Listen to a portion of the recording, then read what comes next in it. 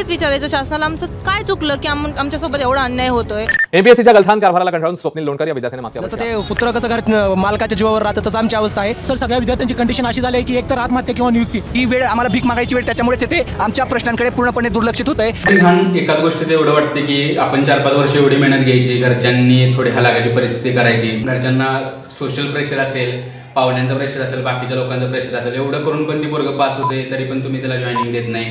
Madam अक्षरशः नियुक्ती झाली, अक्षरशः आमच्या नियुक्तीवर प्रश्नचिन्ह उभं राहिले की खरंच तुमची नियुक्ती झाली का। गावी गेल्यावर एकच विचारणा होती की तुम्हाला कधी बोलवणार, कधी काय होणार, तर त्यामुळे आम्ही एकच सांगतो की 8 दिवसात बोलवतील, 15 दिवसात बोलवतील, पण सरकारकडे आम्हाला सब इन्स्पेक्टर लेवलचे मुलं शेतात, कोणाच्या शेतात कोण ऊस लावायला जाते, कोण फवारायला जाते। मी तुम्हाला एक कॅमेऱ्यावर फोटो दाखवू इच्छितो। खरं तर ह्या लेवलला सब इन्स्पेक्टर लेवलचे पोरं जाऊन काम करतात। तर hello guys, welcome back to my channel. बऱ्याच दिवसानंतर आपण व्हिडिओ बनवते। तर आजच्या व्हिडिओमध्ये आपण आज डिस्कस करणार आहे एक महाराष्ट्रातील एक सेन्सिटिव्ह विषय, महत्त्वाचा विषय, महाराष्ट्रातील तमाम पोरांचा जिव्हाळ्याचा विषय, तो म्हणजे MPSC, Maharashtra public service commission. As expected नेमका विषय काय आपण पुढे व्हिडिओमध्ये बघू। बऱ्याच पोरांचं, बऱ्याच मुलींचं आयुष्य या एक्झाममुळे चेंज झालं आणि बऱ्याच पोरांचं म्हणजे काय झालं ते तुम्हाला आता माहितीच असेल। अरे एक्साइटमेंट मतलब क्या? नेमकं काय आहे, मुलं रस्त्यावर का उतरायला लागल्यात, पुण्यामध्ये एवढं आंदोलन मोठ्या प्रमाणात का चालू आहे, म्हणजे एमपीएससी आणि आंदोलन हे म्हणजे यमक जुळणारे शब्द आहेत, लक्षात ठेवा। त्या एमपीएससी आयोगाचं नेहमीच काहीतरी चालू असते। कधी एक्झाम घेण्यासाठी प्रोटेस्ट करायला लागतोय, कधी एक्झामचा रिझल्ट लावण्यासाठी प्रोटेस्ट करायला लागतोय, कधी एक्झामचा रिझल्ट लावल्यानंतर जॉईनिंगसाठी प्रोटेस्ट करायला लागतोय। आता व्हिडिओमध्ये तुम्ही पूर्ण ते क्लिप बघू शकताय, नेमकं काय काय कसं आहे ते। घरच्यांच्या पैशावर जसं ते कुत्र कसं घर मालकाच्या जीवावर राहतं तसं आमची अवस्था आहे। सर सगळ्या विद्यार्थ्यांची कंडिशन अशी झाली आहे की एक तर आत्महत्या किंवा नियुक्ती, ही वेळ आम्हाला भीक मागायची वेळ त्याच्यामुळेच येते। मला तेच विचारायचं शासनाला, आमचं काय चुकलं की आमच्यासोबत एवढा अन्याय होतोय। मग काहीतरी केस वगैरे होतं पण ते सगळं निपटलं, आता हे सगळ्यांवरच होतं, सगळ्यांच्या जॉईनिंग झाल्या, पण आम्हाला असं काहीच नाही। ह्या व्हिडिओच्या माध्यमातून तुम्हाला कळालंच असेल की मी असं का म्हणलं की एमपीएससी आणि प्रोटेस्ट हे समानार्थी शब्द आहेत। हे चालू आहे म्हणजे मेन्सचा पॅटर्न बदलणार आहे, रिवाइज करणार आहे।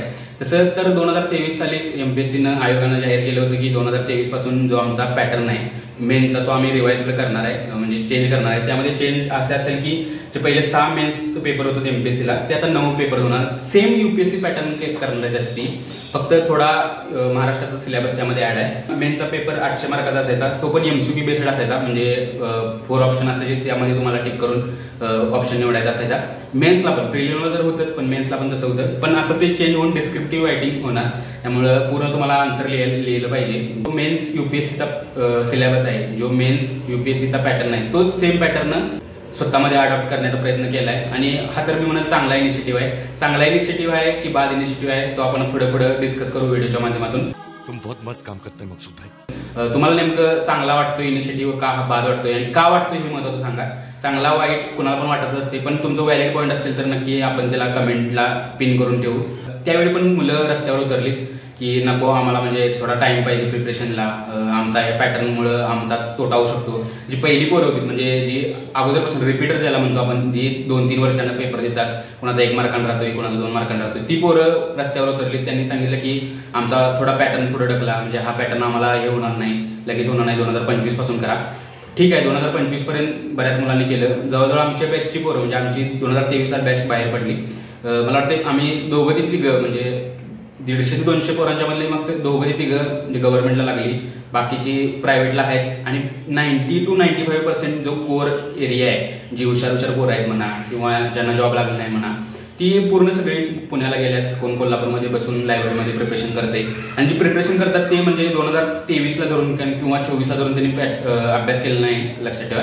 2025ला डोळ्यापुढे ठेवून त्यांनी तो पॅटर्न म्हणजे युपीएससीचा पॅटर्न त्या पद्धतीने अभ्यास केलाय, कारण त्यांना माहित होतं की 2023ला त्यांनी पुढे पॅटर्न ढकललाय, त्यामुळे 2025ला 100% युपीएससी पॅटर्न एक्झाम होईल।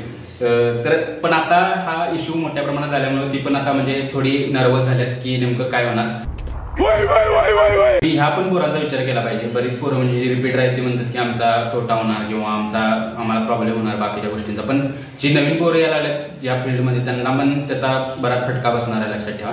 मी म्हणतो जे रिपीटर आहेत त्यांना दुसरी कोणती पण एक्झाम थोड्या प्रमाणात प्रिपरेशन करून ती एक्झाम काढू शकतील. पण जी पोरं कोअरमध्ये फक्त जी UPSC म्हणजे MPSCसाठी म्हणजे डिस्क्रिप्टिव्ह MPSCसाठी प्रिपेअर करतात त्यांच्यासाठी थोडा मोठा प्रॉब्लेम होणार आहे. UPSC पास होऊन आपण लोकांना न्याय दिला पाहिजे हे सोडून ती पोरं आपल्या न्यायासाठी झगडतात. हे महत्त्वाचं म्हणजे एकदम वाईट वाटते मोठ्या प्रमाणात. खरं म्हणजे हे थोडं जरा चेंज केलं पाहिजे सरकारनं असेल किंवा आयोगानं थोडं नवीन ॲडॅप्शन केली पाहिजे. तर नवीन पॅटर्नमध्ये जसं आपण सांगितलं तसा पूर्ण चेंज होईल आणि याचा फायदा म्हणजे कोणाला होईल, जी MPSC आणि UPSC करणार आहेत म्हणजे नवीन जी पोरं असतील आता 2025साठी प्रिपेअर करत असणार आहेत ती, जे आता सेकंड इयरमध्ये असतील किंवा फर्स्ट इयरमध्ये असतील आणि ज्यांचं स्वप्न असेल की बाबा मला प्रशासकीय सेवेत जायचं आहे, महाराष्ट्र MPSC मधून जायचं आहे, तहसीलदार किंवा क्लास 2ची पोस्ट काढायचे. त्यामुळे काय होईल, जे नवीन पोरं येणार आहेत त्यांनी MPSCचा पण अभ्यास आणि UPSCचा पण अभ्यास सेम लेवलला आहे. त्यामुळं बॅकअप ऑप्शन म्हणून UPSCला कन्सिडर करू शकतील किंवा जी UPSC करणार आहेत ती MPSCला कन्सिडर करू शकतील. कारण तसं बघायला गेलं तरी MPSCचा पॅटर्न आणि बाकीच्या सगळ्या एक्झामचा पॅटर्न खूप वेगळ्या प्रमाणात आहे. जे सेंट्रल गव्हर्नमेंटचे एक्झाम असतील त्यामध्ये जसं CGL असेल किंवा RRB NTPC असेल किंवा बाकीच्या एक्झाम्स असतील, UPSCला रँक होल्डर आहेत किंवा UPSCमध्ये जास्त प्रमाणात ज्यांचा वाटा आहे म्हणजे जास्त मुलं सिलेक्ट होतात ती म्हणजे नॉर्थन स्टेटचे, त्यांच्यामध्ये वेगळ्या पद्धतीचं टॅलेंट आहे, त्यांच्यामध्ये जास्त अभ्यास करण्याची क्षमता आहे. असं काही नाही, लक्षात ठेवा महाराष्ट्राचा झेंडा नेहमी अटकेपार असणार आहे आणि इथून पुढे पण असेल. बहुत ही सुंदर तरीके से आपने खेला. पण UPSCमध्ये कमी पोरं सिलेक्ट होण्याचं प्रमाण, कमी सिलेक्ट होण्याचं प्रमाण म्हणते मी, कमी होतं असं म्हणत नाही. ते प्रमाण म्हणजे UPSCचा आणि MPSCचा पॅटर्न ड्रास्टिकली चेंज आहे. त्यामध्ये खूप वेगळ्या पद्धतीचा सिलेबस आहे. बरीच पोरं अशी म्हणत असतात की मी MPSC करतोय म्हणजे मला UPSC निघेल किंवा मी जी UPSC करतोय म्हणजे MPSC निघेलच, असं नाही. लक्षात ठेवा, जे ऊस तोडण्यासाठी जी तुम्हाला सामग्री लागते किंवा इक्विपमेंट लागतात ते सामग्री झाड तोडण्यासाठी यूज नाही, लक्षात ठेवा. दिल से बुरा लगता है यार.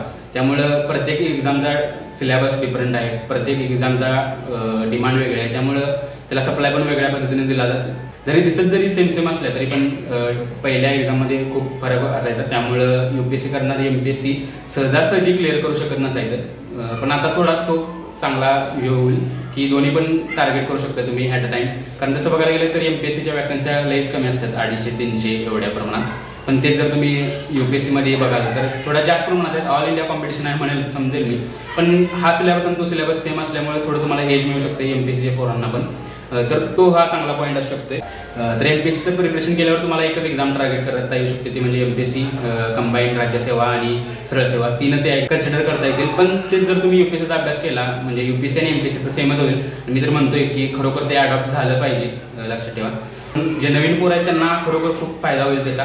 वायडर म्हणजे त्यांचा फोकस वाढेल एक्झामसाठी, ती चांगल्या पद्धतीने प्रिपेअर होतील बाकीच्या एक्झामसाठी पण. म्हणजे आता तुम्ही बघू शकता MPSCच्या पोरांचं किती काय चालू आहे. जे रिझल्टसाठी म्हणजे आता जसं मी तुम्हाला पहिल्यापासून सांगत आलं, रिझल्टसाठी किंवा बाकीच्या गोष्टी प्रोटेस्ट करायला लागतोय, वेळ बघायला लागते. 2022च्या PSIच्या पोरांचं जॉईनिंग अजून थांबले म्हणजे 3 वर्ष बघायला गेलं तर किती मोठा स्पॅन आहे. 12 वरून 36 महिने, 36 गुणिले 50 जरी केलं तरी आपण 18 लाखाचा तोटा त्यांना सोसावा लागतोय.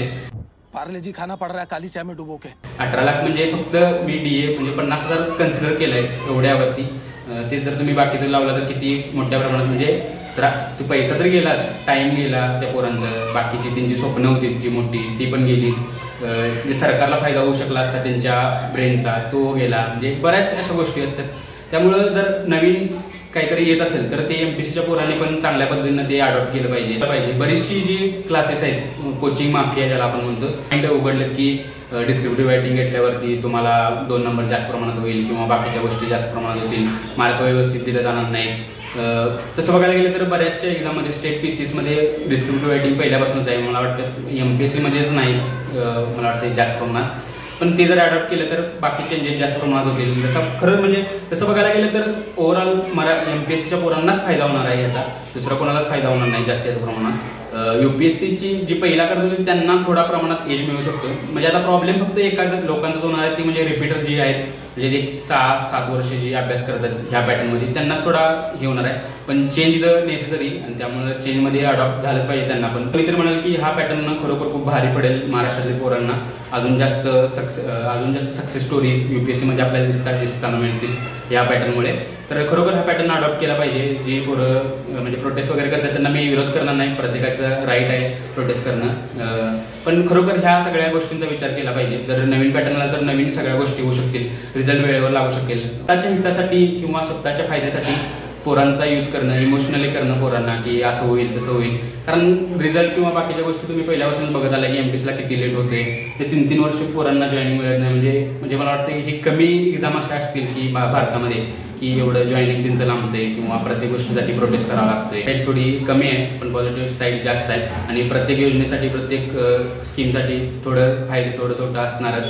त्यामुळं तुम्हाला नेमकं का वाटते ह्याबद्दल नक्की कोण सांगा. तुमच्या कमेंट्स मला मोटिवेट करतील अजून व्हिडिओ बनवण्यासाठी. व्हिडिओच्या लागा करतो, चॅनल पर सबस्क्राईब करतो. मिळते नेक्स्ट व्हिडिओ में, तब तक के लिए बाय.